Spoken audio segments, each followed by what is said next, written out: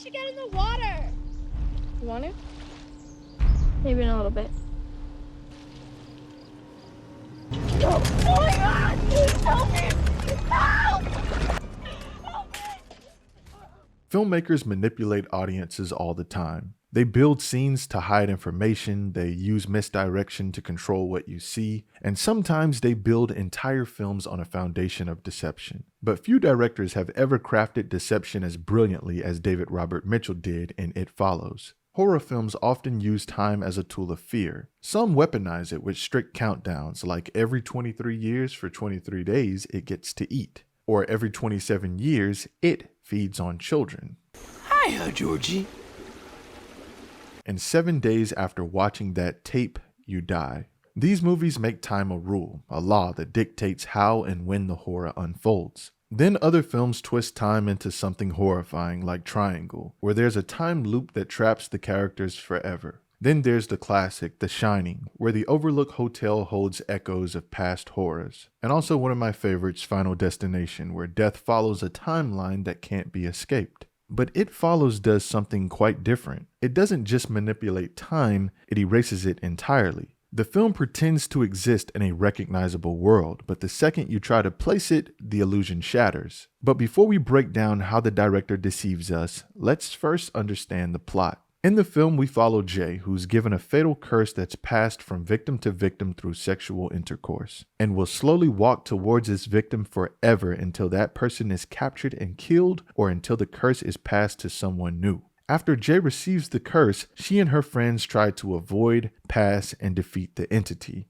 But none of these things work because as far as we know, it cannot be killed. So by the end of the film, we're left with the lingering paranoia that she is still being followed. And that's the story we have so far before the universe expands with the upcoming sequel, They Follow. When it comes to the idea of a time period in It Follows, there are many anachronistic elements purposely scattered throughout the film. Anachronistic means a person or thing that is chronologically out of place. A perfect example would be a film about a 70s hippie in the medieval era holding an iPhone. The 70s hippie, the medieval setting, and the iPhone all originate from different eras, therefore making their coexistence anachronistic. Although this is a goofy example, in a horror movie this type of anachronistic approach could have a terrifying effect on the viewer for many reasons that we'll further explore later. The first one we notice in It Follows is a cell phone used by Annie before she's killed in the beginning of the film. This is actually the only recognizable cell phone we ever see throughout the whole movie. And even in this moment, it's difficult to see the exact model, but we can tell that it's a flip phone, and that's on purpose. Also, the Subaru WRX she's driving seems to be a model from the early 2010s. And although at this time these things aren't a big deal in terms of contrast, there will be a much larger contrast between technologies later. But this is the first taste of a subtle inconsistency in technology we see.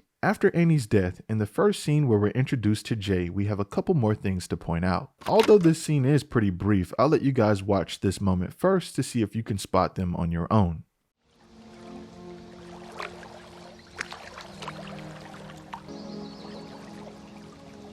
Now on the surface, these things may not seem noticeable at all, but the first big motif of the film here is the water. Then it's this little item behind her, the soda can, a Frosty Cola to be exact, which is a fictionalized brand of soda that does not exist outside of this film. Now, although there is a Frosty soda brand in real life, it's not the one we see here in the film. It's spelt differently and the branding is completely different. The font style and design give it a vintage look, reminiscent of old soda brands from the 1980s or early 1990s. But then there's the Grand Circus IPA beer that they're seen drinking later at the beach house, which actually does exist in the real world. This aligns with the film's deliberate mix of retro and modern elements to create its unsettling, deceptive, and timeless atmosphere. And then there's the water. Throughout the film, water appears in places where characters should feel relaxed and safe. The pool, near a lake on a date, even framed in photos and shown on TV inside her home. Yet these are all locations where danger either lurks or strikes. Even at the beginning of the film, Annie feels safe having the beach to her back, but eventually she still meets her demise.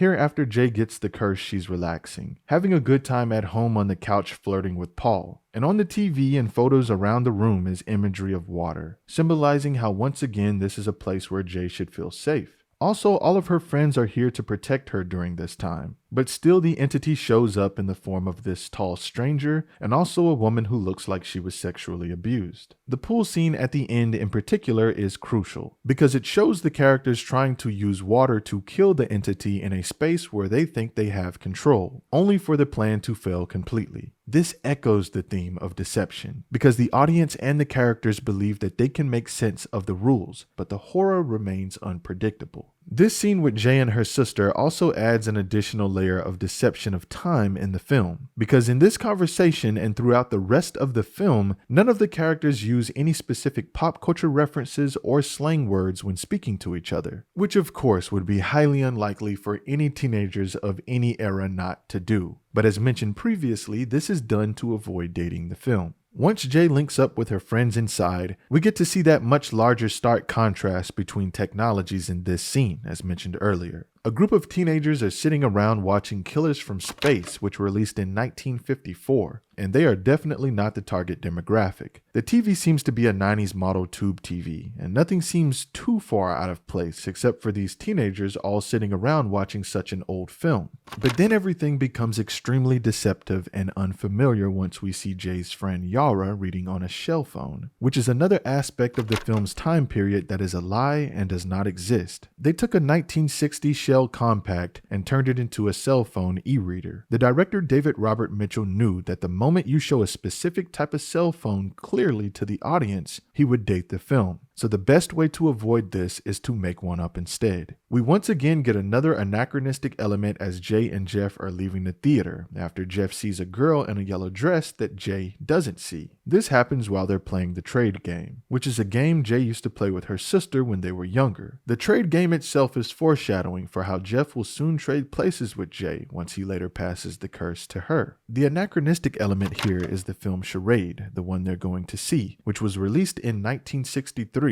And this once again throws us off, but it works very well for the film since the Redford Theater in real life primarily shows classic films. The title of the film itself is a hint for what's to come though, because the film is a comedy thriller, but it's also a romantic comedy. And this all points back to how Jeff's romantic affections towards Jay is a lie, or rather a charade. Even as they leave the theater, this specific shot has the title centered between Jay and Jeff as they leave, once again as a visual foreshadowing element to symbolize that their relationship is a charade. Another disorienting element related to the time is how the director wanted to confuse the seasons as well. As Jay and Kelly are walking home, we see an example of autumn with the neighbors playing in the yard with leaves everywhere. But some yards have very little to no leaves in their yard at all, like their neighbor Greg, where this shot gives off summer vibes of him in the driveway washing the car. Then Jay is also dressed in much heavier winter clothing, but her sister is wearing jean shorts to once again further confuse the audience. After Jay's next date with Jeff, once he has given her the curse and drops her off at home, just before she arrives we can see her friends playing Old Maid. And also I wanted to mention that the Frosty soda can also makes another appearance here. But Old Maid is a card game where you have to pass the Old Maid or Queen around to the next player because if you're stuck holding it, you lose. Now there's other aspects of the game of course, but that's a simplified version so we can focus on how much this game aligns with the premise of the film. Because just like in Old Maid, you don't want to be the last one holding the curse. Even the games they play throughout the film are deceptions. You ever play the trade game? Pick a person that you'd want to trade places with. They can be anyone for whatever reason. Now I get two guesses to figure out who you picked and why you want to trade places with them.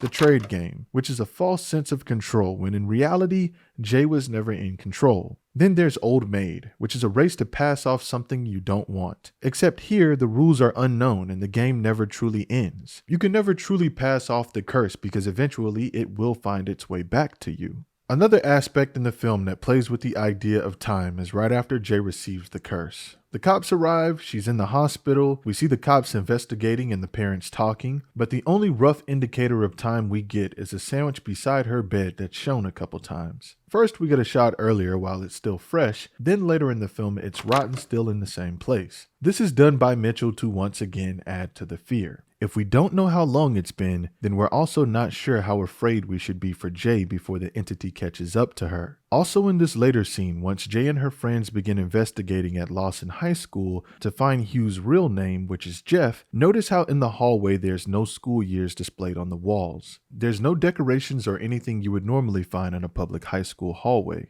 Plus, once we begin to zoom in and draw our focus to Jay and Greg, we can see a stack of yearbooks laying on the table where they're looking to identify Jeff. But one thing to notice here is that none of the spines of the yearbooks are facing the camera, to once again keep us from seeing any specific year or anything that could help us pinpoint a time period. Once Greg is killed after getting the curse from Jay is where we finally see the sandwich in its moldy form. But the big thing in this scene is that the pool looks like it's been destroyed, when it would seem that Jay was just using the pool a couple days ago. This intentionally complicates the timeline more. Has the pool been drained and destroyed for a week or just a couple of days? Also, how and when did this happen?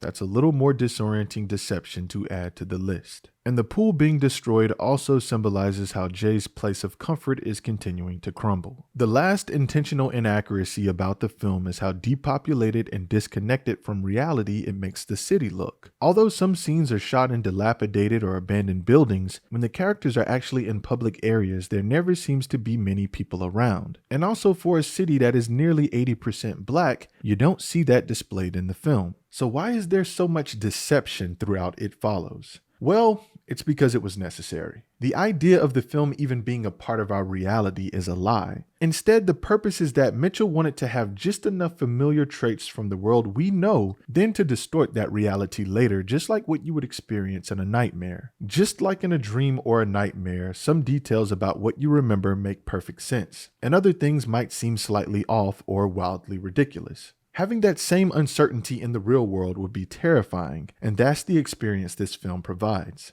This isn't just a stylistic choice, it's a necessary lie. Mitchell doesn't want you to know when this story takes place because the moment you do, the horror becomes distant. It becomes something that happened in the past, something that is separate from you. Instead, It Follows forces you into uncertainty, like a nightmare that never ends. Or worse, one that never stops following you. And there you have it. As always, guys, thank you for watching. And also, if you would like to further support the channel, please head over to my Patreon and check out the tiers. And I'm also thinking about adding a 30-minute podcast to my Patreon exclusively, where I just rant about movies, maybe have you guys submit questions and I'll answer that in the podcast. Also talk about any current media news or anything else we want to discuss. But again, guys, thank you for watching and take care.